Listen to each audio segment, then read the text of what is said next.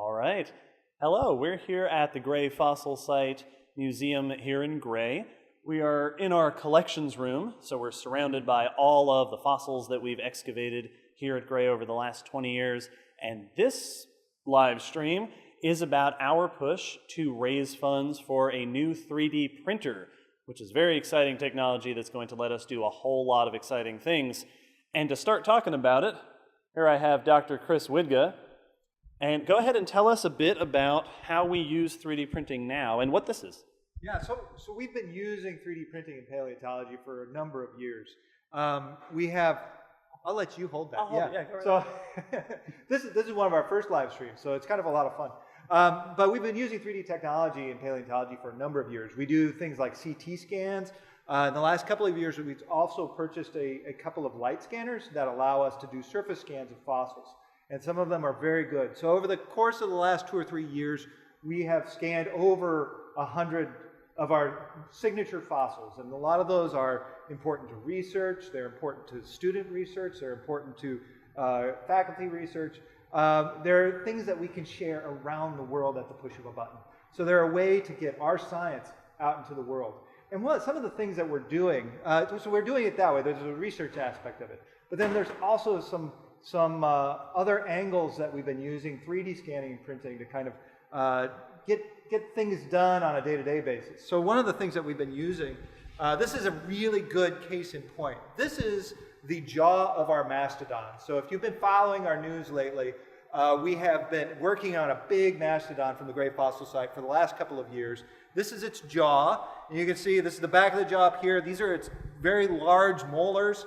And then this particular animal is really interesting in that it also has tusks in its jaw. So modern elephants have tusks in their upper jaw coming out, and this one also had those tusks, but this one, unlike modern elephants, has these very large tusks in its jaw. And what you're looking at here, when we were piecing together, so a lot of these, the shiny stuff on here and the metal meshing, those are sorts of things where we're filling the gaps in this particular specimen. We're gluing these pieces back together. Paleontology is a science of fragments. A lot of times we have to, we are not presented with the complete bones or even a complete animal. This one is more complete than most. But through preparation of this particular jaw, we also excavated the chin tusks. And looking at these are not actually the original chin tusks. These are 3D prints that have been scanned. They're scans of the original chin tusks, then they are 3D printed, and then they were painted by Keila Bredehoff, who you will be talking to in just a moment. But we used those 3D prints in part because they were lighter. So chin tusks, there's a couple of reasons. The chin tusks in this particular animal are very heavy, so we didn't want to necessarily put them back into those tusk sockets because it would destabilize this part of the bone itself. We wanted to keep it light. But then the other thing is chin tusks in and of themselves, they form kind of like tree rings. And so they're a valuable research subject in and of themselves. So we have basically growth increments that we can analyze kind of the day-to-day or the year-to-year life of this particular animal. So we wanted to keep them available for research. So the chin tusks, the original chin tusks, are actually still available for research. We can do things like CT scan them. We can do things like look at those growth increments and understand more of the life of this animal, which is probably about 30 years old. We didn't want to remove the visual appeal of those original tusks. So these 3D prints are actually in here. That's one of the ways that we've been using 3D printing in the past here, in the last couple of years. So in addition to having kind of these digital models that we can share around the world, we're also able to 3D print to kind of create these one-off, very important reconstructions. So to kind of follow this, we're next going to go over to Keila Bredehoff, where she will be kind of demonstrating some of our 3D scanning. So this is something that we do on almost a daily basis here, and we're kind of slowly accumulating dozens of our most important fossils. So the new species that are discovered at Gray, the best preserved of different species that are discovered at Gray, so they can be distributed not only to other researchers, but also to the public. So this is your tiny little digital 3D window into our collections here. So why don't we go over to Keila? Sure. So that we just saw the Mastodon, which is the biggest large animal at the site.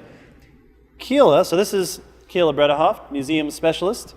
What is this animal, and what are you working on? So this is another of our more or less flagship fossils. This is a tapir. This is one of our kind of flagship fossils, like Chris was talking about, because this is one of our most complete tapir skeletons. And if you know anything about the Gray Fossil Site, one of the things you might have learned is that we have tons of tapirs. So this is actually the real version of the skull that's on display here at the museum. But because we need 3D data for sharing and research and all of the things that Chris was talking about, we scan it with this scanner. This is an Artec Spider. It's got a series of cameras on the bottom and also emits a light. And as it flashes, it takes basically a series of photos in tandem. And you'll see how that works here in a sec. It's super accurate, guys. It can get resolution on a fossil, or really anything we wanted to scan, to sub-millimeter accuracy and detail. So you can see on the screen, we're picking up kind of like Terminator vision. The shape, not only the shape, but also the color of this tapir fossil. So, and guys, this is just the raw data. We'll take a series of scans in different orientations.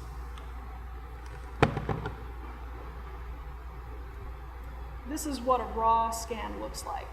And after taking 6 to 8 typically on a fossil this size, we'll orient them, edit them, run all the processing that we need to do, and it ends up looking like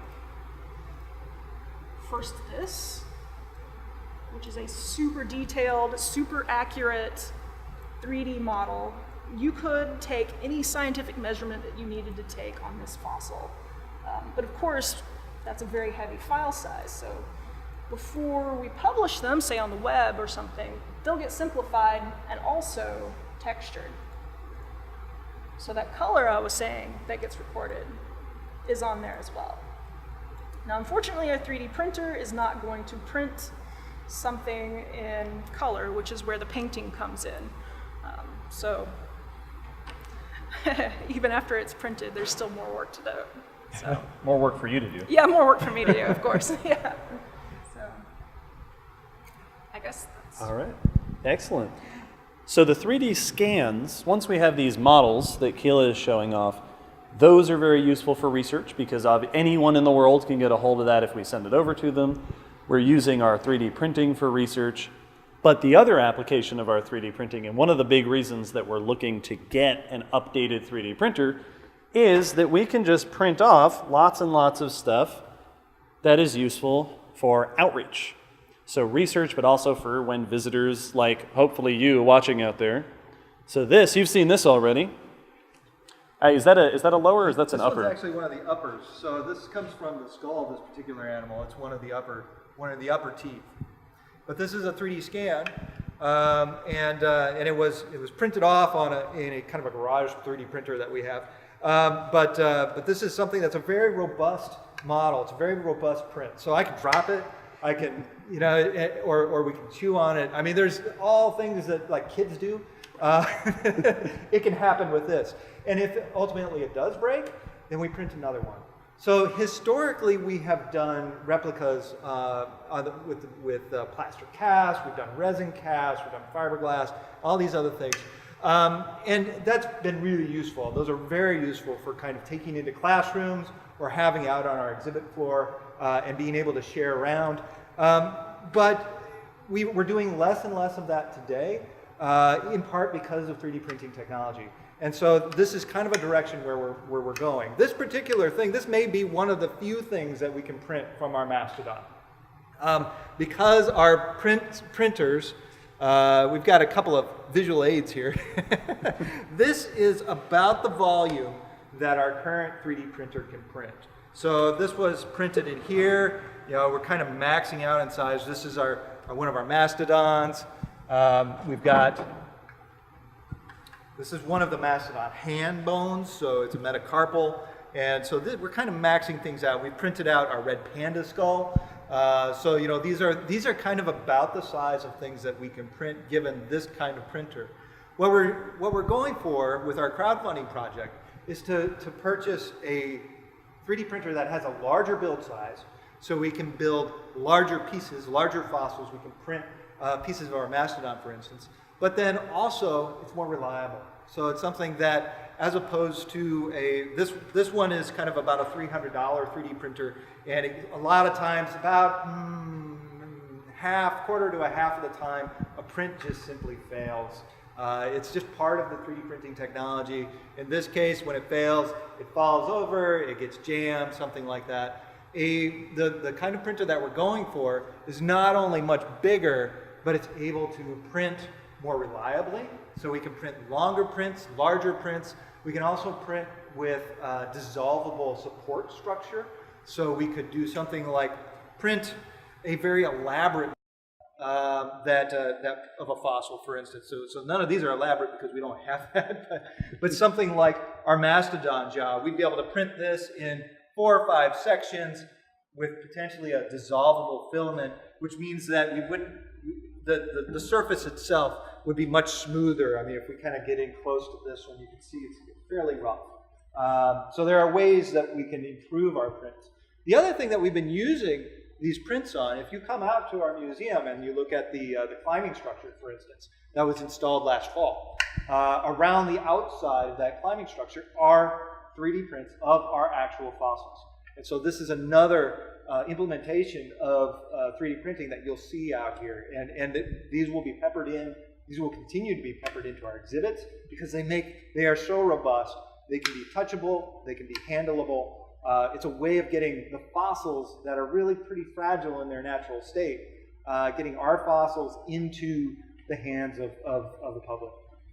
And one of the reasons that we've been moving more towards, looking for this instead of this, for a very long time, we've been here for about 20 years. For a very long time, a lot of the really exciting things we were finding were like, the red panda, which is a new species. We have a couple new species of turtle. But in 2015, we started, oh, hey, look, we got this new species of turtle, which very handily fit on a conveniently sized 3D printer like this. But we've got research in the works on our Rhino, which is much larger. And then starting in 2015, we began pulling up this Mastodon. Animals like Chris showed off with foot bones this size. So what we really like to do is be able to show off this animal. The goal of a printer like this is to get higher resolution, to show off these big animals that we're now starting to get better resolution on, better fossils of. And then, of course, there's all sorts of applications. As a final note, we can even, 3D printing allows us to scale things up. So these are 3D prints of pollen. Some of the most common fossils we have on the site, and the most informative, are pollen. Pollen tells us about what our ancient ecosystem was like. This elephant wasn't just walking around in nothing. So with a really nice 3D printer and a nice 3D scanning technology, we can get everything from hopefully the smallest things all the way up to the biggest things, useful for research and useful for visitors when they come by to see what we're doing. So we can be researching back here, educating out in the front, and hopefully doing it on a scale that we've never done it on before. Those are all my words. So, if we're trying to make larger aspects, what is the ability for us to clone the rhino that we're talking about?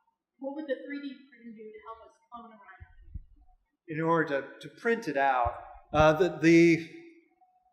actually, hold that thought. Oh, go grab it. Yes, I'm going to grab it. So actually, I can show you.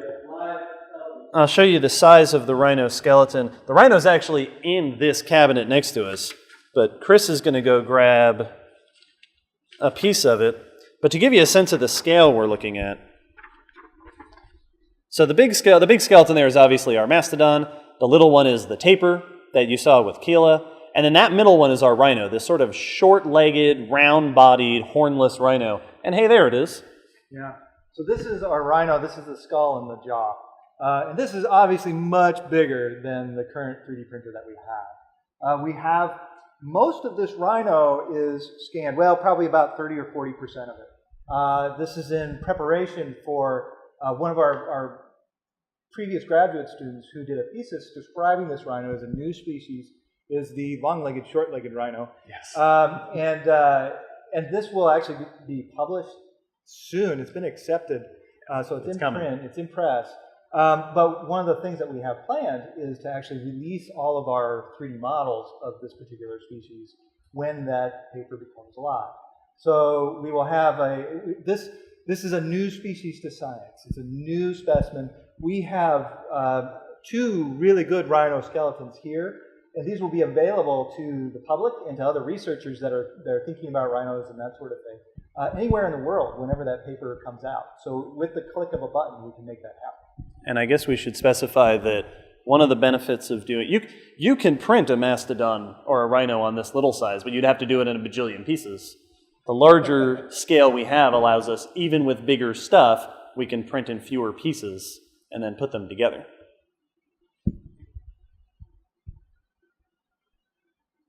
One of the fun things about paleontology is that it has the potential to be really immersive.